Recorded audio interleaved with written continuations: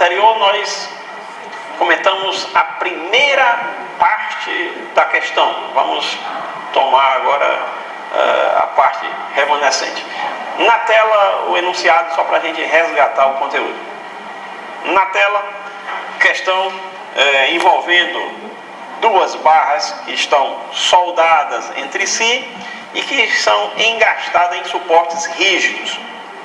A barra 1 tem um comprimento de 1 metro, a barra 2 um comprimento de meio metro, a barra 1 tem um diâmetro externo de 50 milímetros, a barra 2 um diâmetro externo de 25 milímetros.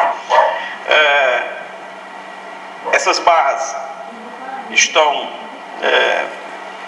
entre suportes, né, a uma distância de 1,5 metro.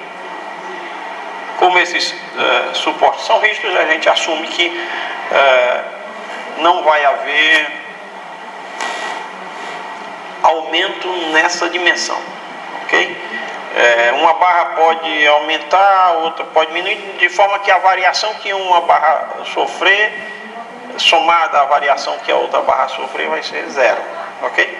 Se uma aumentar de comprimento, a outra vai diminuir de comprimento na mesma magnitude, exatamente para confirmar esse pressuposto de que os apoios são rígidos e que não haja essa possibilidade de ampliação da distância.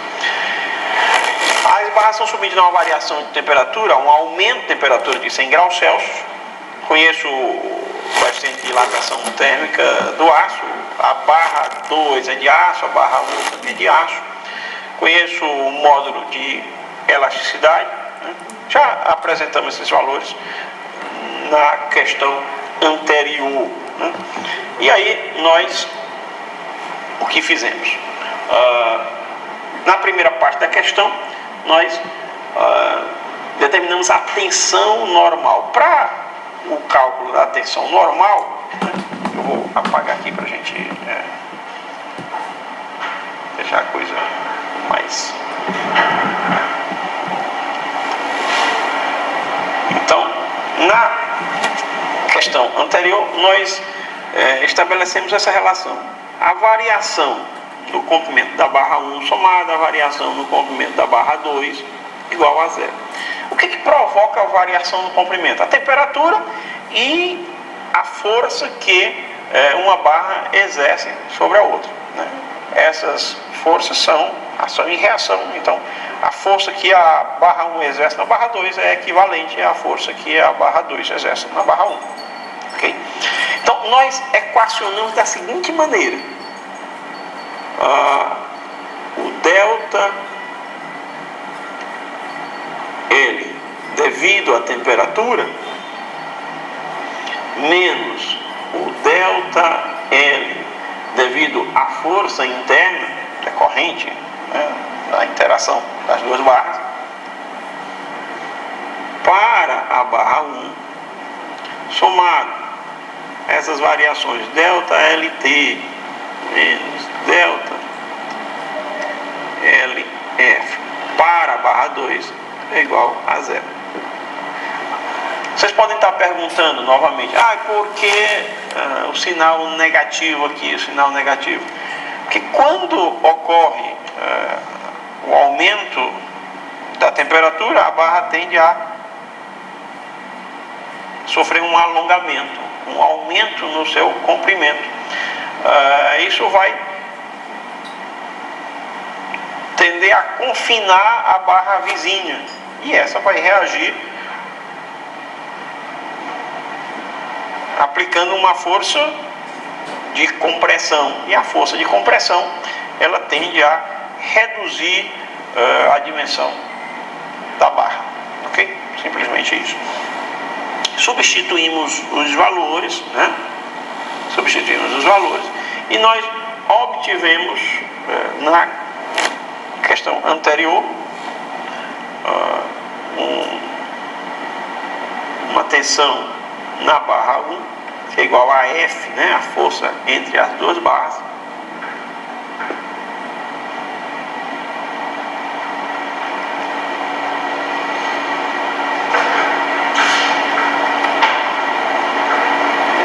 aqui e F aqui. F sobre a área 1 igual, né? Chegamos ao cálculo, né? Fizemos os cálculos e obtivemos 187.500 newtons, né? Numa área de π vezes 0,05, né? 50 milímetros de diâmetro externo da barra 1 elevado ao quadrado, dividido por 4. Chegamos a uma tensão da ordem de 100 megapascal. A força, ação e reação são de mesmo modo, né, de acordo com a terceira lei de Newton. Se fôssemos calcular a tensão sigma 2, a força seria a mesma. A força seria a mesma. Está aqui a força. Só que a área é diferente. O diâmetro da barra 2 é a metade do diâmetro da barra 1. Portanto, a área é 1/4. Né? A barra 2 tem uma seção transversal 1/4 do valor da barra 1. Significa dizer que sigma 2 é igual a 4 vezes sigma 1. Sigma 2 está, portanto, submetido a uma tensão de 200 megapascal. Muito bem. Vamos destacar uma dessas barras, uma ou dois, por exemplo. Eu tenho uma força aqui F, para que haja o equilíbrio, eu tenho aqui F também. Ok, pessoal? Então, vejamos. A força de reação em valor absoluto em cada engaste é de aproximadamente. Eu tenho lá da barra 1 uma força compressiva, uma força compressiva. Na barra 2, destacando aqui, mas reconhecendo a situação de equilíbrio, força F, compressão, força F. Okay? Essa força F é exatamente aquela força que produz sobre uma área A1 da seção transversal da barra 1 100 megapascal, que é a mesma força que produz da barra 2 uma tensão normal de 400 megapascal, mesma força que nós já havíamos determinado de valor 187.500 newtons, equivalentemente 187,5 quilonewtons. Essa é a força que eu vou ter como reação em cada engaste.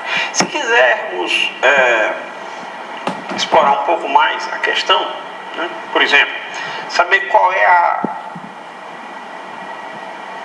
barra que aumenta, qual é a barra que diminui. Uma vai aumentar, a outra vai diminuir. De tal forma, quando eu somo as duas variações, eu tenho uma compensação.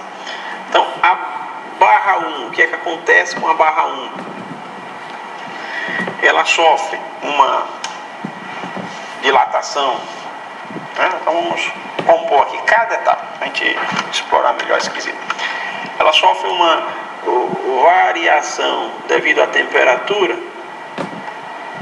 de, vamos juntos aqui fazendo os cálculos, 1 metro vezes 10 a menos 5, que é o coeficiente de dilatação térmica, vezes 100, que é a variação de temperatura, de 10 a menos 3 metros, ou seja, 1 milímetro. Em decorrência da força, ela sofre um encurtamento igual a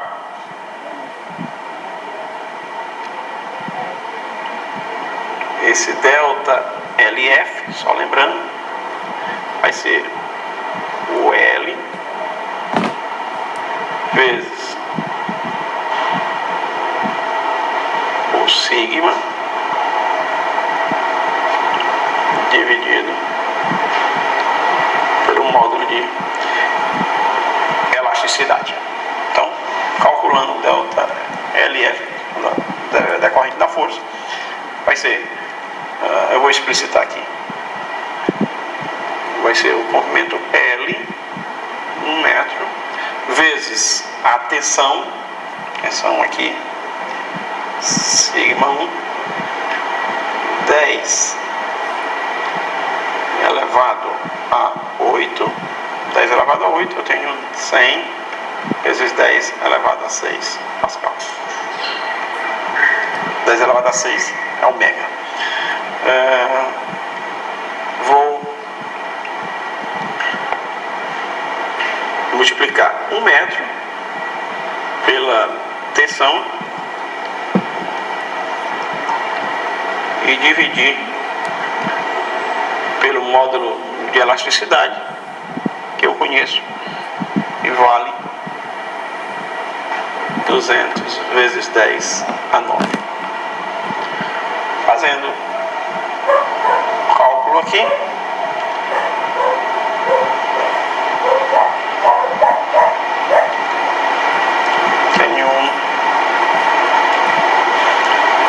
tenho 0,5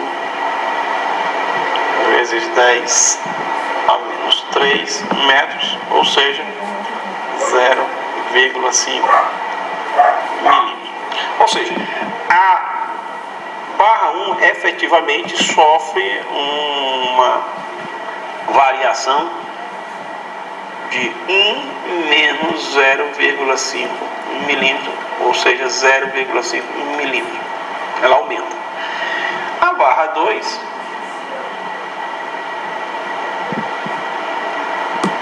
ela tem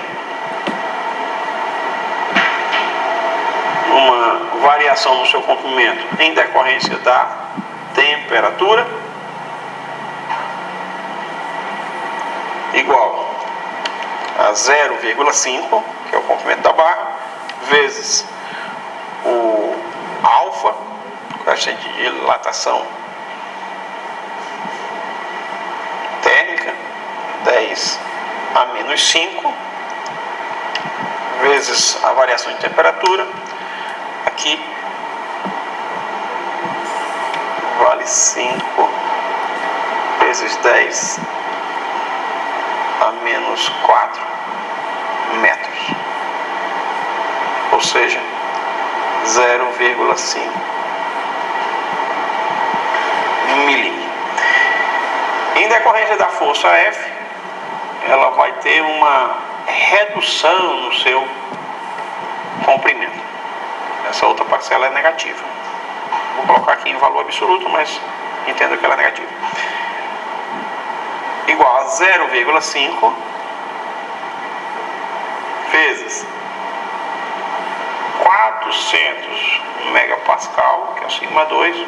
Vou escrever 4 vezes 10 a 8. Vou dividir aqui pelo módulo de elasticidade, 200 gigapascal, 200 vezes 10 a 9. Isso aqui vai me dar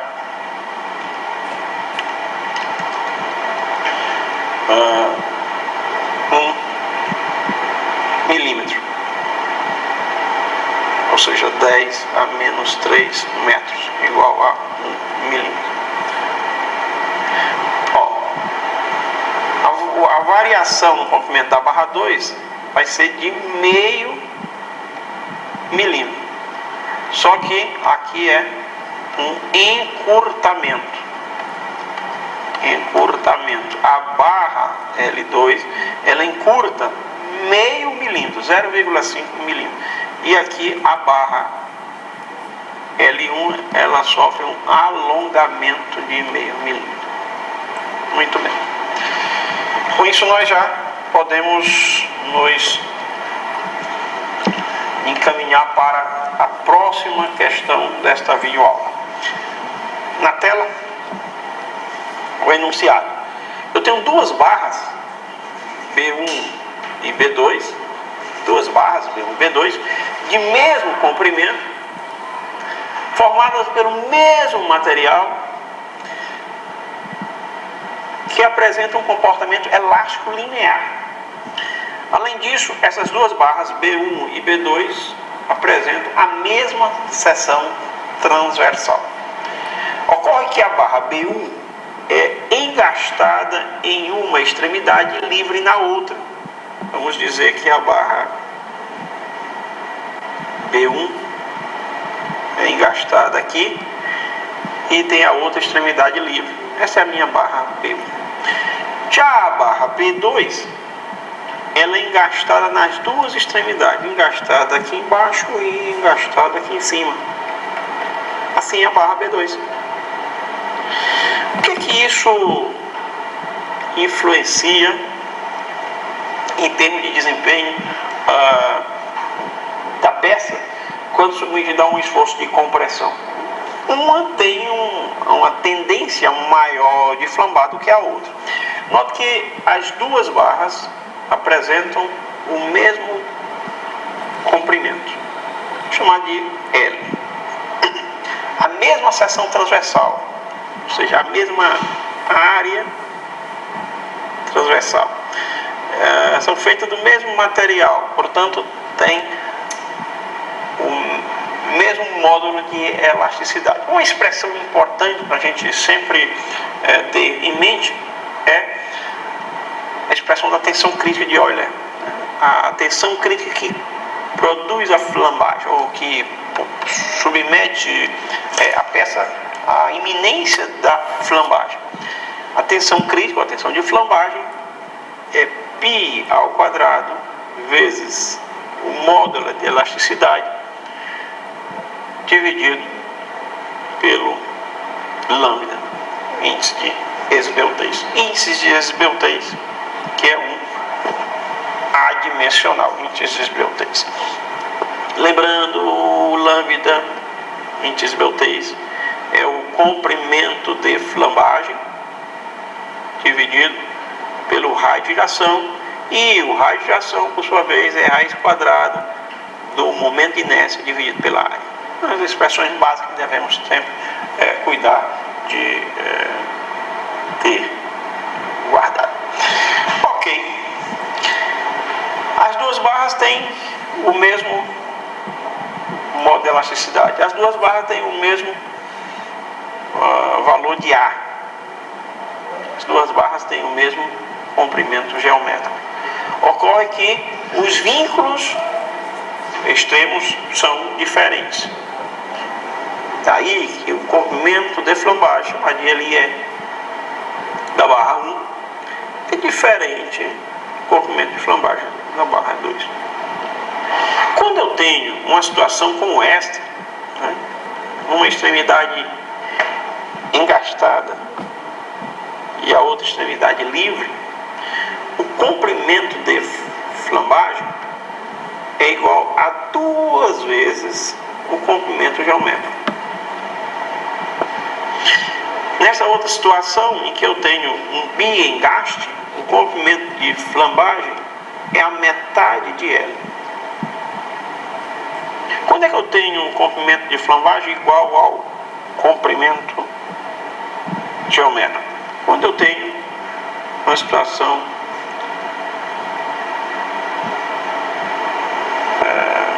de articulação nas duas extremidades, sem que ocorra a possibilidade de translação nesses vínculos. Ou seja, eu tenho as duas extremidades rotuladas sem que possa ocorrer translação. lateral desses vínculos. Neste caso, nesse terceiro caso, eu digo que o comprimento de flambagem é equivalente ao comprimento geométrico, né? Por outro lado, quando eu tenho uma situação de engaste e rótula, eu digo que o comprimento de flambagem é cerca de 70% do comprimento geométrico. Muito bem, são essas as situações básicas, né?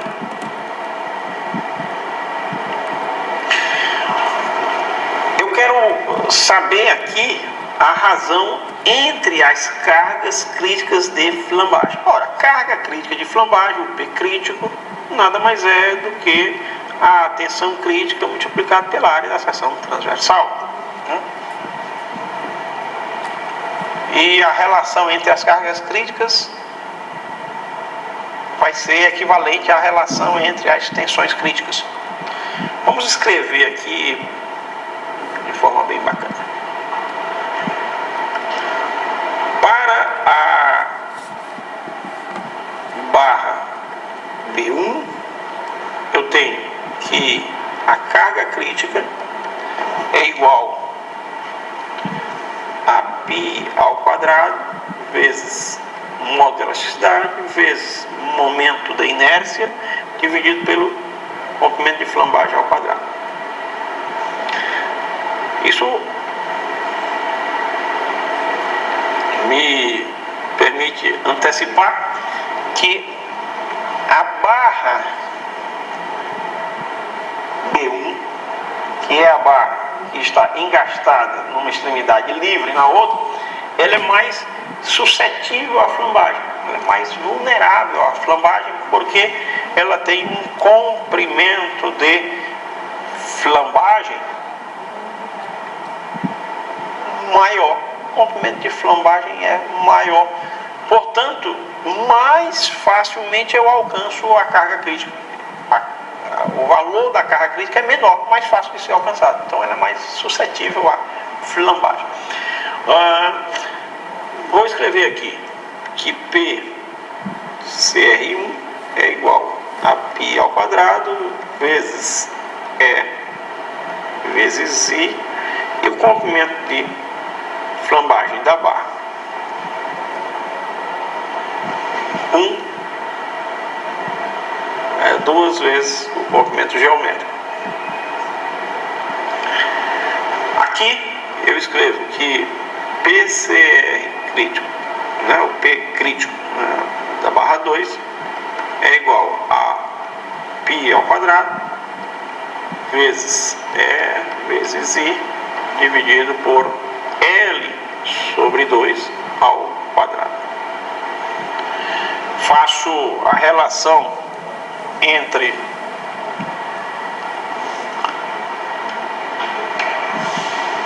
a carga crítica de flambagem da barra B1 e a carga crítica de flambagem da barra B2, eu vou obter, e aí a gente já simplifica,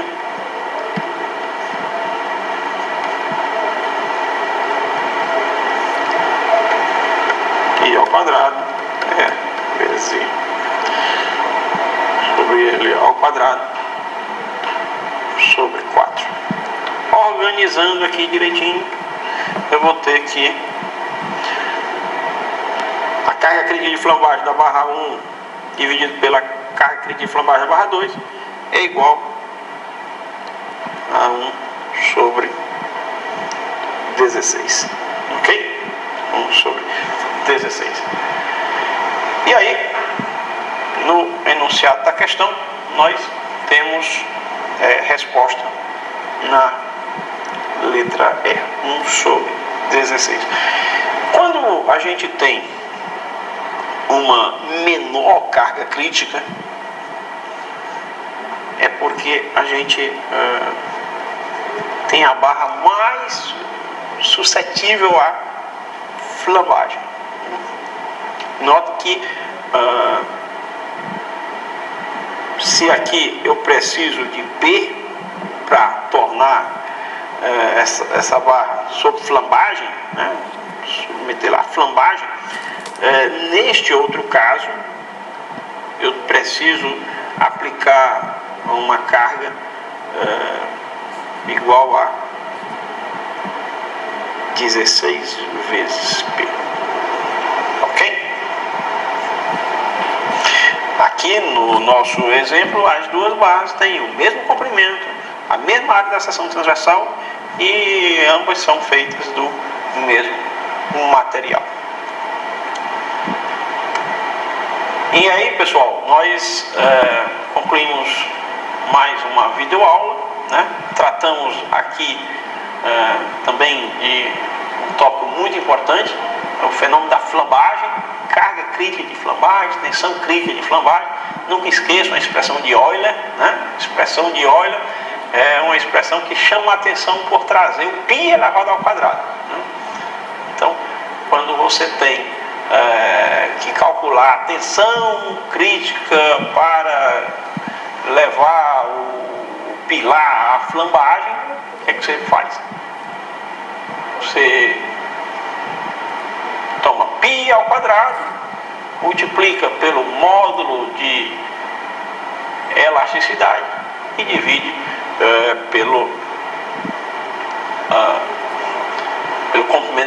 pelo índice de esbeltez ao quadrado. Aquela expressão que nós apresentamos há pouco, né? Sigma crítico é igual a π ao quadrado vezes o módulo de elasticidade dividido pelo lambda ao quadrado. Guardem essa expressão porque ela vai ser muito útil em prova de concurso que traga questões referentes ao fenômeno de flambagem.